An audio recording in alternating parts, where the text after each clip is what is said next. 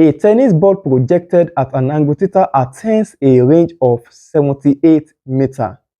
If the velocity imparted to the ball by the racket is 30 meters per second, calculate theta. Okay. This question also is similar to the one that we just solved. So you can pause this video and then attempt the question by yourself. When you are done, play the video to check maybe you are correct or not. Okay. Let me just erase the ball here. Now, from the question, please pay attention. From the question, we are given that we are asked to find the value of theta. Theta is what you are looking for. And the range has been given as 78 meters. Okay. The velocity is given as 30 meters per second. Okay. Even though you are not given the value of g, just know that g equals to what?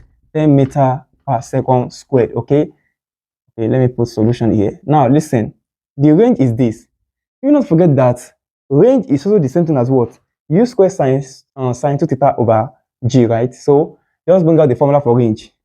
Range equals to U squared sine 2 theta all over g. Now range has been given as 78. I'm going to have 78. So here we're going to have range is 78. So I'm going to have 78 is equals to 30 squared, which is u, sine 2 theta all over g. G is 10, so I'm going to have 10 here. Now, take the cross product. 78 multiplied by 10 equals to 30 squared is 900. 900 sine 2 theta, okay? Divide both by 900. This over 900 and this over 900.